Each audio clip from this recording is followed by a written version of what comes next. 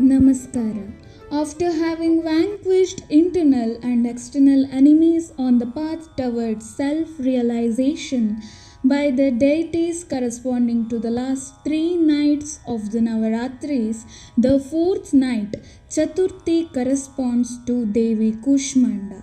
This is that aspect of Devi where she taken on the task of being the mother to the entire existence. After their union as Devi Chandraghanta, she goes on to wage a war and destroy her. As we saw in our previous videos, in the beginning, the daughter of the mountain, Devi Shailaputre, embarks on a journey of tapas as Devi Brahmacharini to marry Lord Shiva after their union as Devi Chandraghanta. She goes on to wage a war and destroy her enemies both outside and within, awakening her third eye. Now, as Devi Kushmanda, she begins the task of giving birth to the entire existence. The fourth day of Navaratri is dedicated to Goddess Kushmanda. Kushmanda resides in the abode of the sun god. She is credited as the creator of the universe. It is believed that when darkness enveloped the world, it was Kushmanda's smile that gave rise to life. Also known as Adi Shakti, she is the only deity that can withstand the high temperatures and dwell in the sun. Worshipping and observing a fast on the fourth day of Navaratris is said to the blessings of Maa Kushmanda in one's life. She bestows the worshipper with prosperity, happiness, and a disease-free life. As always, we will be looking at the story behind the deity, her dhyana shloka, mantra, and the corresponding siddhis. Sura sampurna kalasham rudhirat plutameva cha dadhana hasta padmabhyam kushmanda shubhadastu me. Om Devi Kushmande Namaha. This means the one who holds the dhana with her lotus-like palms, Hasta Padmabhyam, a vessel, Kalasham, filled with divine nectar, Sura Sampurnam, which is red to the brim, Rudhirat Pluta. May that goddess Kushmanda provide good fortune. Kushmanda Shubhada Astu. To me, may.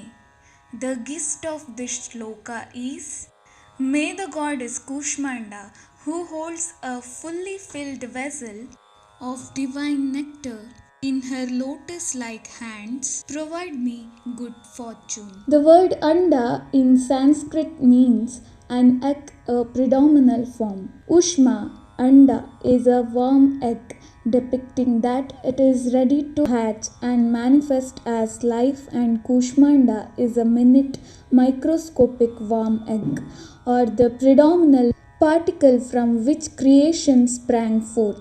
Devi Kushmanda is depicted with 8 arms, Ashtabhuja, holding a kamandala, a water vessel, Dhanush, a bow, Bana, an arrow, Padmam, a lotus, Chakram, a spinning wheel, Gadha, a mace, and an Akshamala. In her 8 hands, she is seen to be holding a kalasham, or a vessel filled with amritam, or divine nectar.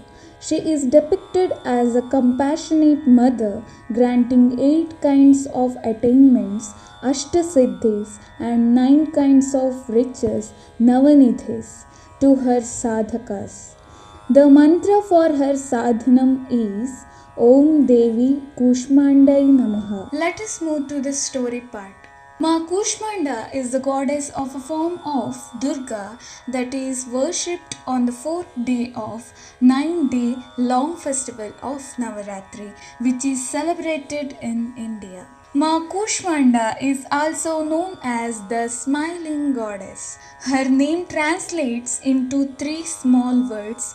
Ku means little, Ushma means small and smiling, and Anda means egg, which translates into a small cosmic egg.